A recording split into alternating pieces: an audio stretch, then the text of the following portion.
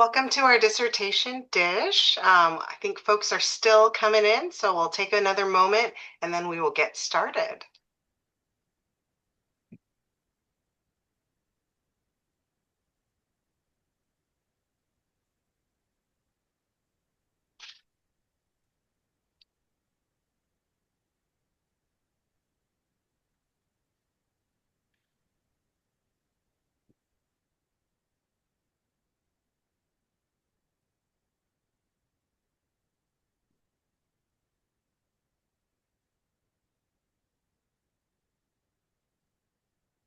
All right, well, welcome friends and colleagues. I'm Erica Yamamura. I'm the Interim Executive Director at Lead California, and it's an honor to co-moderate the webinar today. I'm really excited that we have the opportunity to learn from and connect with our wonderful main speaker, Dr. Caitlin Ferrarini, who will be sharing her wonderful dissertation with y'all shortly. I wanted to take a quick moment to provide some background on the webinar series for those who may not have attended a previous session. The Dissertation Dish is a beautiful collaboration between the International Association for Research on Service Learning and Community Engagement, otherwise known as IRSLICE, Lead California, and Give Pulse. Dissertation Dish webinars are meant for all audiences, from seasoned scholars to practitioners to grad students to community partners. These webinars serve to highlight some of the most recent research in the community engagement field, create a way for journal editors and conference organizers to be exposed to new research and potential presenters, and offer some support and guidance for those who are in grad programs by way of tips from those who have just gone through the experience. So far, we've hosted 17 Dissertation Dish webinars, and we've had over 1,000 unique individuals attend them. We're so excited for you to join us today as we feature the dissertation of Dr. Caitlin Ferrarini, Assistant Teaching Professor at Worcester Polytechnic Institute. Dr. Ferrarini will be discussing her dissertation topic, examining the potential of online community-based learning to foster global citizenship capacities in college students, a mixed methods multi-institutional study. After the presentation, I will work with my esteemed co-moderator, Dr. Sarah Stanlick, to co-facilitate a question and answer session. Finally, for those who can stick with us past the first hour, we hope you'll join the informal conversation with Dr. Ferrarini for another 30 minutes. We also have a few logistical items before we begin the presentation. So first, we're a friendly group here. We encourage you to rename yourself by clicking on the 3 dots that appear on the upper right corner of your video image, and then rename and add your organization and or pronouns. We also recommend that you select speaker mode in your Zoom panel, just so you can get the full version of Caitlin's presentation. Kindly keep yourself muted during the presentation. If you have any questions during the webinar, please post those in the chat. We'll be keeping track of those questions for our Q&A session just a little bit later. During the moderated session, we will review those questions submitted via the chat. Lastly, as a reminder, in this day and age, we are recording this webinar, so it will be available within a few days on Lead California's YouTube channel. Excuse me. We'll send out a link as soon as it's available. And with that, I wanted to welcome my co-moderator, Dr. Sarah Stanlick, to introduce herself and our dissertation dish speaker. Turning it over to you, Sarah. Right, thank you so much, Erica. And thank you to Lead California, Give Pulse, and the IRSLICE community just for providing this space to both learn from Caitlin and engage with this really important work. I am currently the Associate Dean of Worcester Polytechnic Institute's Global School, which at scale serves about 92% of our students in global learning experiences. So this is a dissertation that is very close to my heart in thinking about how do we bridge that gap and support all of our students in engaging in transformative ways in a community engaged space that also has implications for ethical engagement and how we move through the world. I've known and had the pleasure of knowing Caitlin for years through our work on the Community-Based Global Learning Collaborative. She has been responsible for a lot of deep assessment work and understanding just the true impact of these experiences on students. I also had the honor of serving on her dissertation committee, which is why I'm very familiar with this work.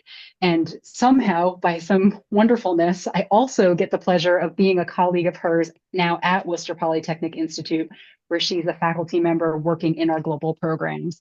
So for so many reasons, it's my greatest pleasure to be able to introduce Dr. Ferrarini today. So a little bit about Caitlin. Caitlin Osorio Ferrarini is a PhD graduate at the University of Massachusetts Boston College of Education. She has worked in the field of global experiential learning in Colombia and the United States as a field director, student advisor, professor, researcher. She has run the gamut of engagement in these programs. She is a passionate advocate for better understanding and improving student global and civic learning through research and practice. And Caitlin recently joined Worcester Polytechnic Institute as an assistant teaching professor, where she teaches social science research methods courses and advises students on project-based learning programs abroad and in our backyard, as she's beaming in from Boston today, working at one of our project centers. Her research interests include global citizenship education, digital pedagogy, online learning, long-term student learning outcomes, and community impact. And Caitlin is also the recipient of the 2025 Outstanding Dissertation Award from the American Association of University Administrators. And so we will drop some links into her for her dissertation so you all have access to be able to read more beyond today. But I think without further ado, I'm going to send it over to Caitlin. Thanks so much, Sarah and Erica.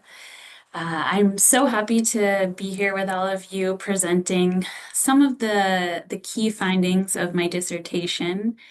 As in the introduction you learned, I graduated from the College of Education at UMass Boston about a little bit more than a year ago, so in May of 2024. My dissertation title is very straightforward. It's very much purpose-driven dissertation. And so I'm going to get into the details a little bit more and really focus with you here on the findings and the recommendations, as I know that this is a community that is very interested in turning research to improve practice. I also want to say I'm very excited to be presenting today because I sat on the other side of this as a graduate student and watched several of these dissertation dishes. So I hope it's helpful for you if you are in that seat. So first, to give you a little bit of context for the dissertation, I was looking at 3 different programs that turned their community-based learning programs into the online modality during COVID school closures. And so all of these programs focused on global citizenship education. 2 were run through universities. 1 was a community engagement center, 1 was a global citizenship center, and then 1 was a nonprofit that focuses on community-based global health education, and they partner with a lot of universities.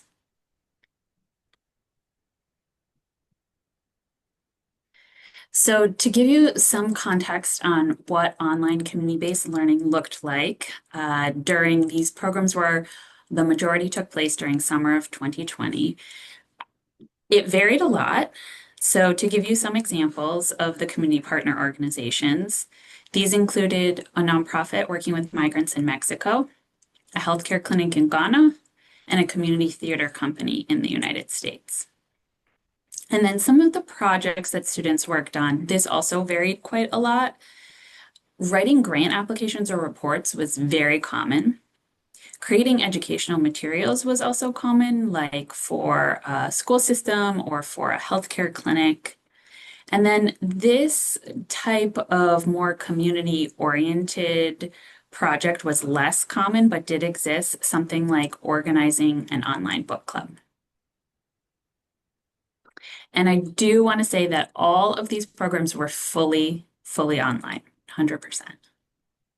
So the research questions that I looked into, my main question was, how does participation in online community-based learning programs impact the development of global citizenship capacities, both collaborative and civic, in college students?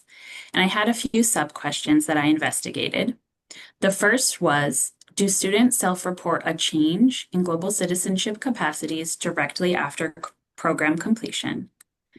Then do alumni self-report a change in actions 1 to 3 years after program completion? And then what program and demographic factors impact student learning and actions? So the methods that I used to investigate these questions, this is a mixed methods study. The first one was a pre-post survey. This is called the Global Engagement Survey. And so there were 187 students who took this survey both before and after their fully online global learning experience. This is a mixed methods survey. So students rated themselves 1 through 5 on a Likert scale, strongly agree to strongly disagree, according to different statements for the quantitative. And then there were short answer questions for the qualitative data. And then I conducted Zoom interviews with alumni. So this was 23 alumni who completed their program between 1 and 3 years before I was doing the interview with them. And so what did these students look like in terms of their demographic profile? So more than 80% were traditional college age, so under the age of 23. More than, or 80% were identified as female. And then in terms of racial ethnic identity, 36% identified as white, which means that more than 60% identified as non-white. There was a large percentage of students who identified as Asian or Pacific Islander, almost 30%. And this is really because there was one particular university that had a high percentage of Asian and Pacific Islander students participating in the program. So my first key finding is that directly after participating in the online community-based learning program, students overwhelmingly reported a development of global citizenship capacities. So my study design is a sequential mixed methods design. So I started with the quantitative analysis and then used those results to dig into the qualitative findings more. So for the qualitative analysis, I conducted paired sample t-tests on each of the 8 scales of the Global Engagement Survey. So the scales are kind of like themes or topics of the survey. And you can see some of these are openness to diversity, cultural adaptability, global civic responsibility.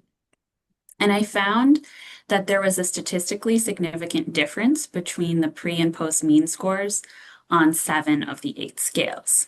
And so in other words, students reported gain in learning. And so I dug into that in more detail with the qualitative analysis of survey data. And I found that there was an increased motivation to participate in future social action reported by more than 90% of the students. And students really attributed that increased motivation to gaining new knowledge and new skills in the online program. And they did attribute it to this increased motivation to skills gained in the program that they participated in, as opposed to like something else that might have been going on in their lives at that time, taking another class or conversations with friends and family, other things that may have been influencing them. So some of the knowledges that they reported in gaining were knowledge about a specific social issue or part of the world they engaged with during the program, understanding how global social issues are interconnected, and then some skills. Students really focused a lot on skills both in the survey and in the interviews.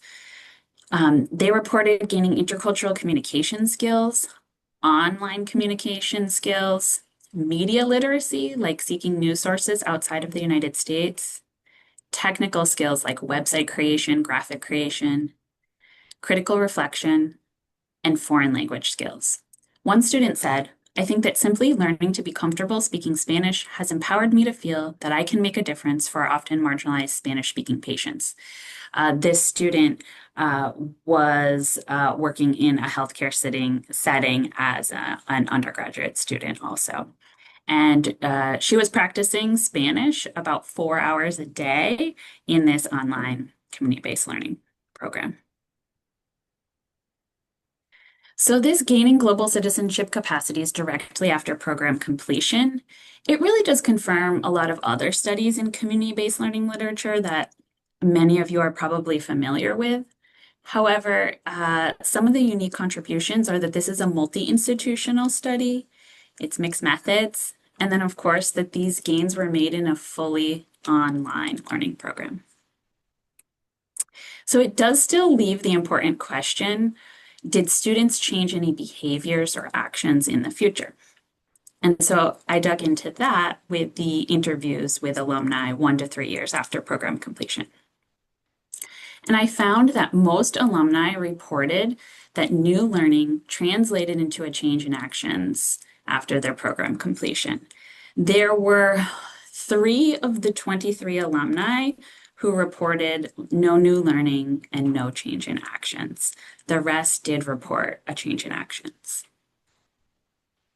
So alumni really focused in the interviews on applying new skills to their educational and professional lives.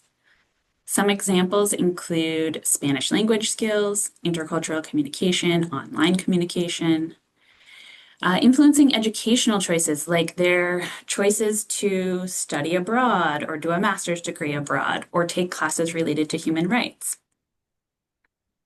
Professional choices like choosing a career in human rights or healthcare that related to what they had done in their online program. And then this was less common, but I think really important. Some students did report that like a mindset shift that influenced their future actions, such as valuing non-Western cultural perspectives. So did alumni act on the increased motivation to participate in civic or social action that they reported post-program? And so 78%, so that was 18 of the 23 alumni, did report currently being involved in civic or social action. This was overwhelmingly in the form of volunteerism. And volunteerism in different formats.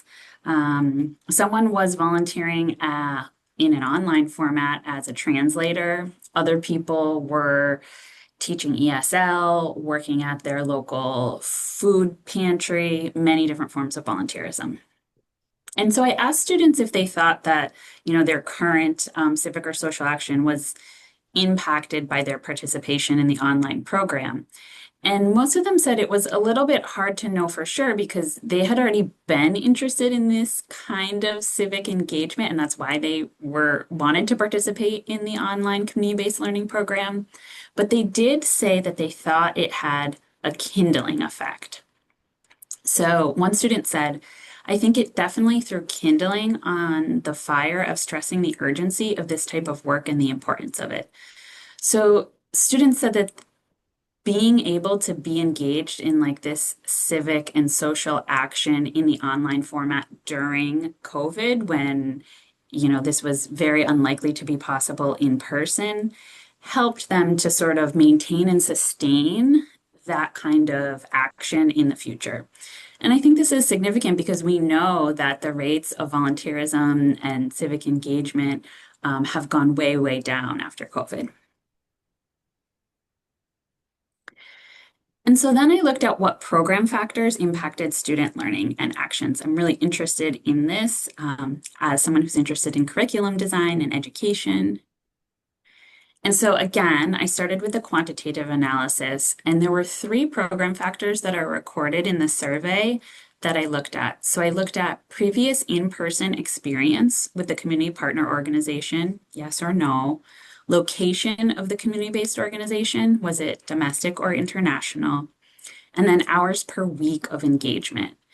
And so I performed statistical analysis, either an independent sample t-test or a correlation.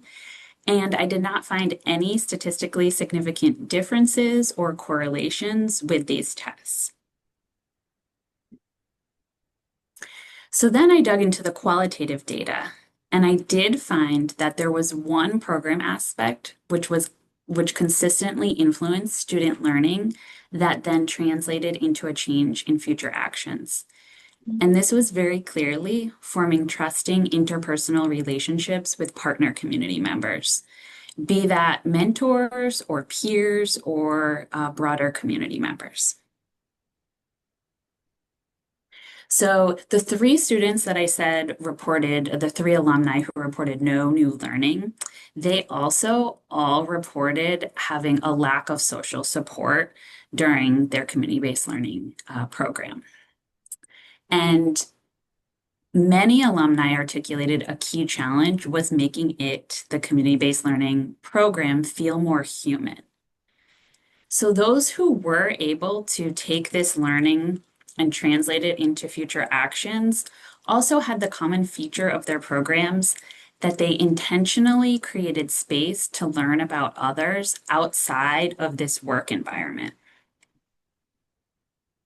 So some of the ways that this happened in the partnerships were small talk before the online Zoom meetings, emotional check-ins, co-authoring a research report with a partner community peer, and then online social spaces. So like a book club, a coffee hour, a dance party. This was summer of 2020. I don't think the dance party would translate very well, but the other ones potentially.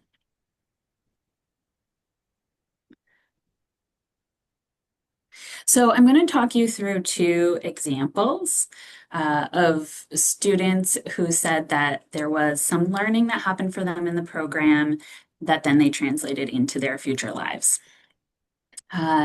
So one student talked about how her program, her online program, there was a lot of small talk and also emotional check-ins built into this program. And that's how she was able to build trust in the online environment with her mentors. So the project she was working on it was with a nonprofit focused on justice for those facing the death penalty worldwide. She was doing a lot of different things. She was doing article writing. She created a death penalty database of practices around the world, organizing a global virtual conference for lawyers. And she had a lot of hands-on mentoring, including this intentional small talk, the emotional check-ins. And the learning that she reported was about online communication and trust building. She said this also opened a career path that she knew nothing about previously. She said it completely changed my whole life trajectory. And so the change in actions that she reported is that when I was speaking to her in the interview, she currently was working as a paralegal doing capital defense work, and she continues to work with lawyers around the world in this virtual capacity. And she said she continues to create spaces for trust building in this virtual communication, which is something she learned in the online program. This student said, I think definitely engaging in a little bit of small talk helps. It just feels a bit more friendly, a bit more human to ask about someone's day for a minute or two rather than just diving in.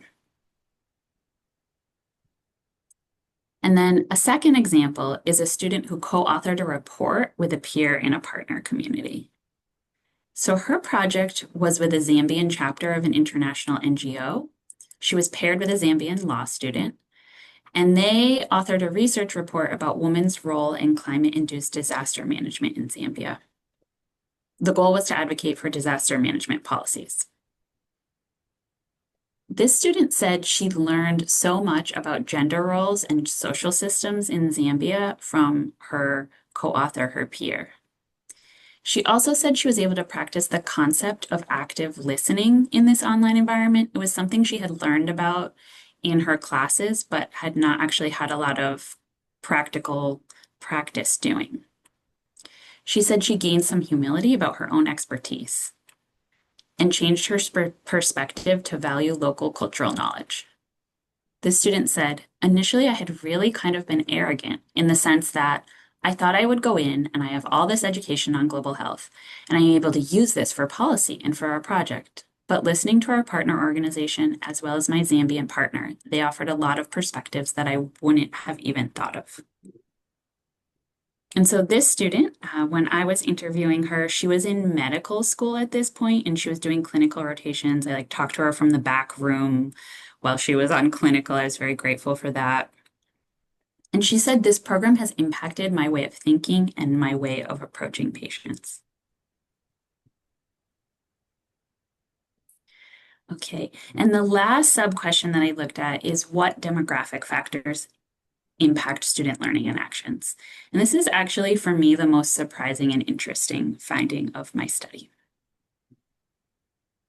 So after participating in a fully online community-based learning program, first generation to college students reported greater learning gains compared to their non-first generation peers.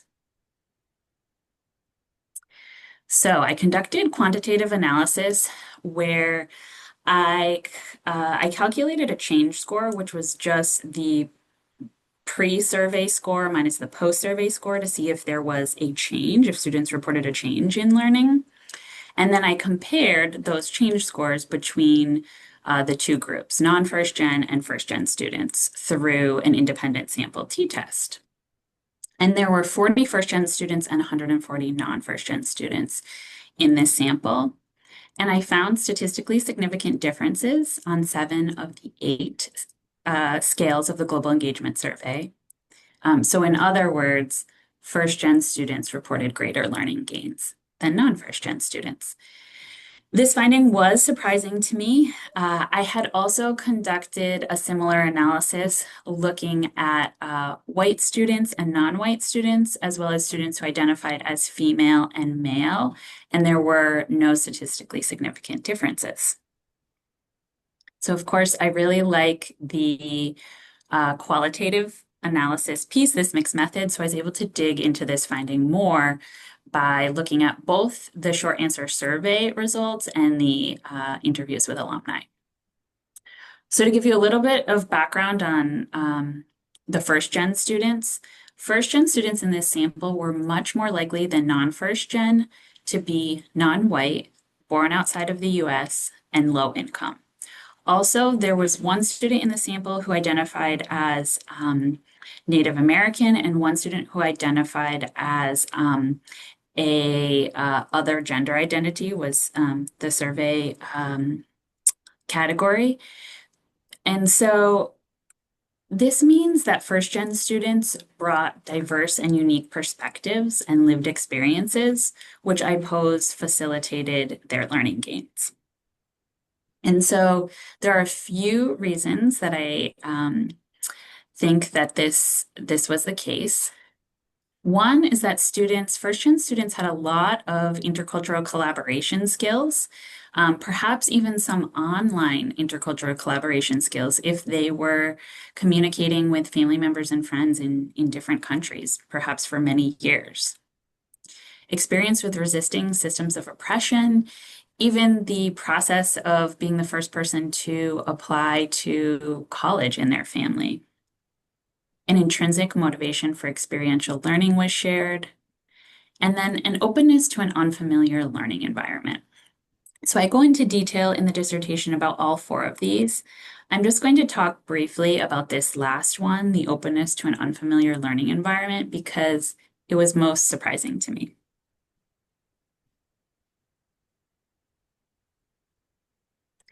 So first gen students in the sample were much more likely to view the program as a great opportunity, whereas non-first gen students were more likely to view the program as an okay alternative to the real experience that they felt like they had wanted to have, whether that be study abroad or internships or volunteerism.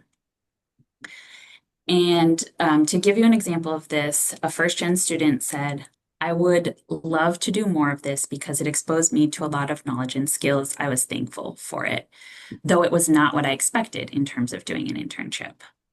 And then a non-first gen student said, if this was an actual program, I would have probably been traveling around India, and the survey that I ended up creating would have gone out far earlier.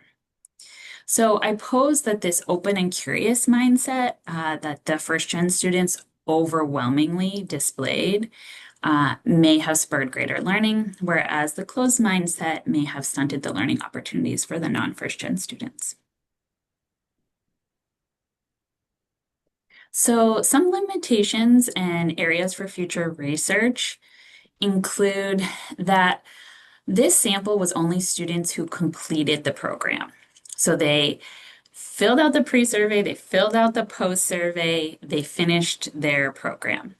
So this was a very privileged group of students who, during the summer of 2020, in the middle of COVID, had the capacity, they had the space, they had the internet to participate in these online programs. And many of the students reflected on that privilege in the interviews. So I'm missing students here who never participated in the program, and also who maybe started the program but didn't finish it. So those are perspectives that I'm missing. Also, social desirability bias. So there's a possibility that even though the survey was voluntary, students might be saying what they think their professors or their mentors would like them to be saying. And then, there's no partner community perspectives here. I'm really interested in that piece. For example, there was one student who said, I didn't really do that much. All I did was write this grant for this organization I was working with, a healthcare organization. And I'm just really curious, like, the student thought that that was not very impactful, but maybe that was impactful for the partner community. And then faculty and staff perspectives. This is student focused research. And so I think that areas for future research kind of include all of these social desirability bias in survey research, partner community perspectives, and faculty and staff perspectives. So I'll end with a few recommendations for teaching and partnership building. So I recommend that we educators consider online collaboration as a crucial global citizenship capacity. So online collaboration should be considered real life and should have distinct learning objectives for online and in person. I am definitely not advocating for moving all of our in-person learning to online in any way. I think that the in-person learning has so many imperative benefits. And I think that the online has real and important benefits that are distinct. And I think that we should include reflection about how technology influences the way we collaborate in the online environment. So thinking about how technology influences how we collaborate during the learning experience and during future online collaborations. We know that our civic work and personal lives are really all in some sort of hybrid format right now. I also recommend we guide students to sustain uncertainty. One way to do this is helping students to reflect on their strengths. This is especially important for students who are minoritized, like first generation students, as well as students of color, but this is helpful for all students. And then introducing mindfulness. So I did prepare this mindfulness exercises to prepare students for global learning worksheet. And this is based on some research by positive psychologists that have found that mindfulness, meditation, walking in nature can help students to have the curious and open mindset that then leads to greater learning. And then a few recommendations for online global partnerships. The first is to prioritize collaboration and not the end product. There's some frameworks here that could be useful. And to recognize the community partners as co-educators. The relationship with the community partners was what spurred the greatest learning as well as actions. So they really are at even a heightened level of co-educator, I would say, in the online environment. And then my final thought to leave you with is that thoughtfully designed online collaborative learning experiences, I think they are imperative for students in an increasingly and interconnected and digitized world. And that is the end of my presentation. I do have some of the things that were linked here, like the educator resources, are linked in this article that I wrote, a short article for Diversity Abroad. And I think you also have the link to the full dissertation. And this is also my email address. And please feel free to reach out. Thank you so much, Caitlin, for your wonderful presentation. I think we all learned so much. Um, Next, Sarah and I will offer some comments and then we'll open it up for the moderated question and answer session. So I'll turn it over to Sarah to start us off. Thank you so much, Erica. And thank you, Caitlin, for that wonderful overview of the many facets that you explored. I wanted to give the folks who are listening on the call a little bit more context about like what what makes your work so important, especially in our current time period. So, and the reason that your work is so important is multifold. First, I think understanding the influences on student development, the factors that could be intervening or amplifying the effects of these types of experiential learning. We assume a lot about high impact practices and what that means for students and how they're going to develop. And furthermore, we do that for specific identities too. As a first gen myself, I know hearing first gens talked about, there's an assumption that the effects are going to be amplified because of previous experiences or lack thereof or resourcing. And it's a gut feeling, but it's not often bearing out or a studied period in our literature. So the fact that you were thoughtful and systematic about trying to understand that impact, I think is a real benefit to the literature and to our understanding. I really love the way that you also talk about the kindling effect, because oftentimes the way that past, I think, global learning research has been done, it very much focuses on that one snapshot in time and not understanding it to be part of a larger arc of somebody's experience. So the fact that you heard from alums talking about their kindling effect all the way through to what they're doing now as professionals and alums in the world, I think that was also a really important finding and understanding for us. Um, we talk about this a lot, especially working at a STEM institution, but the teaching had a human and those human skills.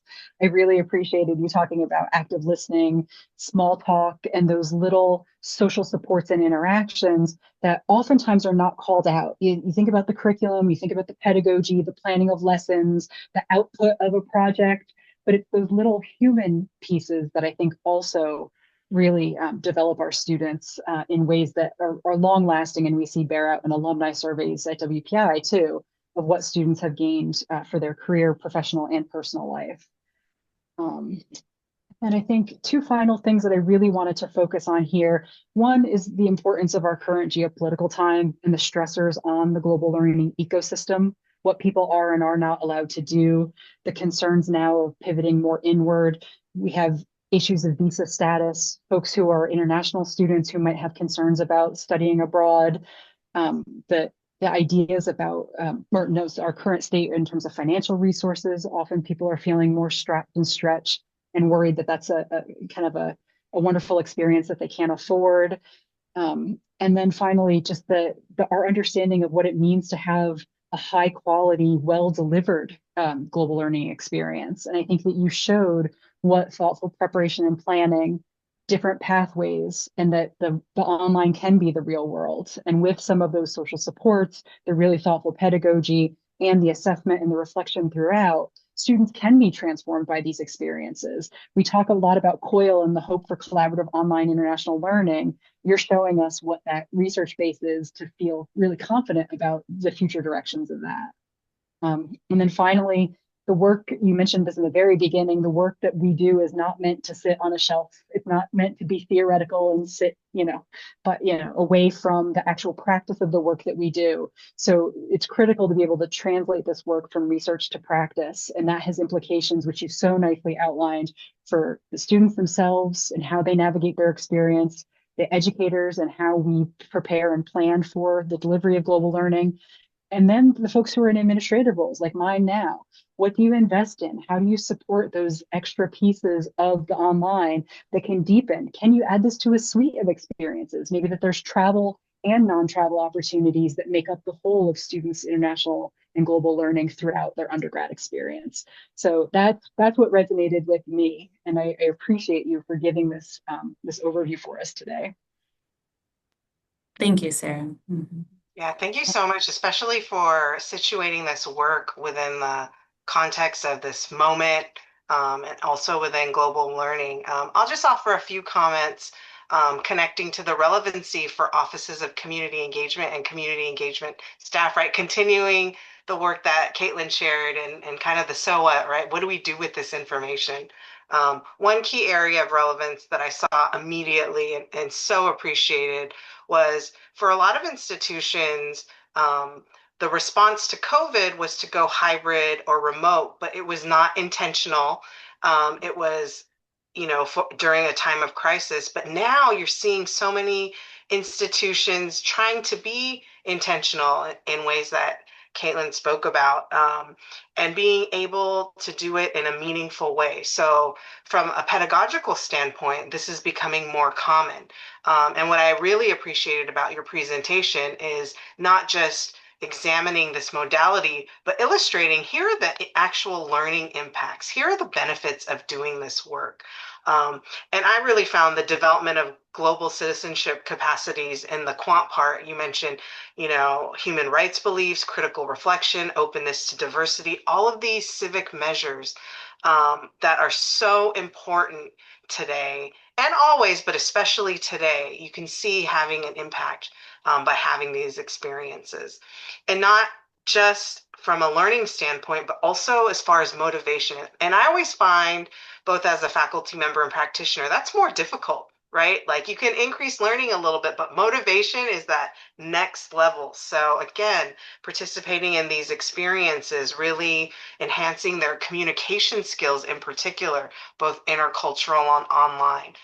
So if you're someone on the call who works in a community engagement office, this is something to really think about. How can we be intentional now? How can we integrate these modalities, whether it's completely online or also hybrid of some sort, because there are tangible learning and motivation outcomes. I also I appreciated a lot, but I also really appreciated your attention to first gen students. Similar to Sarah, I'm also a first gen student, and seeing that there are more gains than continuing generation peers in areas like political voice, civic efficacy, and conscious consumption was just a little bit of a boost. And for those of you on this call who work at these newly classified access and mobility institutions, right? I mean, I think that's super important. And this is another tangible way of measuring our growth and how we are providing access and mobility for students through these high impact practices that are high quality learning experiences. And finally, I'll just offer, I was really inspired by some of the future research and practice implications you shared, Caitlin. Community partner research, I really look forward to seeing where your work goes in that direction. As a field, this is a growing area. Assessing college impact or student impact is not sufficient anymore. You also have to look at community partner perspectives, not as token, but really intentional and the impact. And then the mindfulness activities. So for those of you on the call situated in divisions of student development, that's an area that is rapidly growing. And especially with millennials and Generation Z and A, that's an area of high importance. So I really look forward to seeing where this work goes for you, and also the field. So at Thank this you so point, much, Erica. Mhm. oh, you're welcome. So at this point, we've heard Caitlin's wonderful presentation. Sarah and I have given some comments, and really we're going to turn it over to our wonderful audience as far as questions that you have. So if there is a question that's burning, please feel free to put it in the chat, and Sarah and I will moderate the discussion. And as you think of questions, we'll get you started with a general question. Caitlin, what's one thing that surprised you most in your research or writing? Yeah, absolutely. So I can give like two answers, one personal and one about the findings. So, about the findings, I mean, the first gen finding was really surprising to me. And, the fact that, I had looked at the three different variables, first gen, race and ethnic identity and gender identity, and the first gen was the only one that was statistically significant differences, and it was on 7 of the 8 scales. I mean, that was really surprising to me. And then, when I dug into it more, just that it was very clear to me when I was doing the interviews that like some students had this different mindset where like this wasn't what I was expecting, but like I I learned so much, and some were kind of like, I learned, but this was not what I wanted to be doing, and like that stood out. And it wasn't until I looked at it in a more systematic way that I was like, every first gen student had the open mindset. Like that was really interesting and surprising to me. So I think if I hadn't designed this study as mixed methods and done the quant, I don't think I would have seen it in the qual. Like, so that was really surprising to me. And then the other piece that was sort of surprising to me is I lean more towards qualitative research, just like as a person. Like if I see quant, I'm like, okay, interesting, but like, what were they thinking? What was going on in their heads? And I think I surprised myself that like I really like quantitative and mixed methods research, and find it quite useful.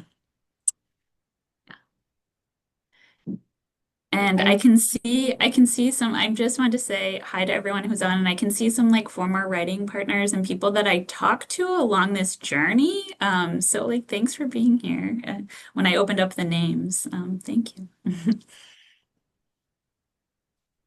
It's always good to have. I mean, and that's what's so wonderful about this space, right? Building a community of folks to work together and to support each other, because the dissertation process can be long and lonely. So I might go off a little script to think about, Caitlin, like what kept you going through the process? Ah, absolutely. What kept me going? Yeah, so I I will share that this was a long process for me, and that I first had thought that I was going to be writing a dissertation about community impact in some way. And I had even, it was why I wanted to go to start my dissertation. And when I went to, in the phase of writing the proposal, COVID happened, and the travel part was just like so uncertain. Mhm. And I also had a baby. So there was like a lot, like life happens when you're spending such a long time on this long-term project. And so I had written a draft of a proposal about community impact. It was like a little bit not coherent. It was in the middle of COVID. And I came back, I took a year off, complete year off. I came back and I wrote a completely new proposal. Um, and, it was based on this online learning component. So I would just say, like, a little bit of a recommendation is to stay open to new areas and research and learning that is meaningful, even if it wasn't, exactly what you thought you wanted if you're in this dissertating process that you thought you wanted to be looking into. I mean, how in the world would I ever have known when I started my PhD journey that like this was an area that I would have even had the possibility to research? So to just stay open to that. That was like kind of disheartening at first. I was like, I came to do my PhD to look at community impact, and um, but I've learned so much, and this is like such a new, interesting area for me. So to stay open to different opportunities for research and learning as they come along. Um, I think some other things that really helped me going along were I had several different writing partners. Moira just came onto video, and she was one of my writing partners for a period of time. I had a friend who was in Colombia, and we did an online writing group for some time. So I think that accountability was extremely helpful and motivational. Um, a couple other like sort of tips that I have is that for that like thinking that is really you need to do this like really deep thinking. What I did for that, there's two things that I did is one, I prioritized that kind of work in the morning. And I mean, I was doing this kind of thing where I was like working a job and doing the dissertation and like had an infant. And so I was like putting my child to bed and working at night. So I saved tasks for night that were like kind of mindless tasks, whether that was Mhm. work or dissertation, because there's all sorts of administrative stuff that happens with your dissertation. And I saved time every morning for those like deep thinking tasks. So if you have the possibility to do that, that was really helpful. I use Trello. I love Trello. Um, and I also took one period during my proposal and two during the dissertation where I took about 3 days and I left my house. I left my family and I went to friends' houses. This was like during the summer. So like if people went on Mhm. vacation, I asked them if I could go stay at their house. And so I stayed at some people's houses for a few days and just like did concentrated on data analysis in a lot of those pieces. And that was really extremely helpful to have that sort of like time to really do the deep thinking that is hard to do. So those are things that kept me going. Also, I really wanted to be able to teach and like for the outcome of this to teach and continue to do the research. So that kind of like motivation was really helpful. And I will say, I had a point where I almost stopped. Like, I had this proposal that I wasn't really working. And I just didn't know if it was going to be like worth it. I remember having this conversation with my chair, like, is this really worth it? Is this what I want to be spending my time doing? And I do think that it was worth it. If anyone is in this process, keep going. You will get your life back. Excellent. It will happen. Oh my goodness. Well, first, thank you so much, Caitlin, for such a thoughtful presentation on your recent dissertation, all of the tips and tricks for prospective and current graduate students too. As a former faculty member, I like to say the only good dissertation is a done one, right? So congrats on completing yours and doing such a great job. And thank you for having a wonderful discussion with us. This concludes the moderated part of our Q&A, and we'll still have another 30 minutes for a deeper discussion. So we understand if you'd like to stay, great, but we also understand if you can't. Before we transition, I wanted to just share a couple of reminders. So first, we're recording this webinar, and it will be available within a week on the Lead California YouTube channel. We will send out a link to all registrants once it's available. Second, there will be a follow-up email from GivePulse coming to you today with a link to a webinar evaluation. Those of us in this work, we love not to share the research, but also and practice, but also to get feedback. So please take a moment if you can to provide some for us. The next dissertation dish webinar will be in February, so be on the lookout. If you enjoyed this and want to continue learning in this way, we invite you to come back. More details and the registration link will be provided to folks who registered for this dish. For the next 30 minutes, we'll allow participants to connect with Caitlin unmoderated. So Sarah and I will not be jumping back in or asking questions. It's really an opportunity for you to interact directly with our speaker. So please join us. And this part of the dish will not be recorded. So if we could stop recording.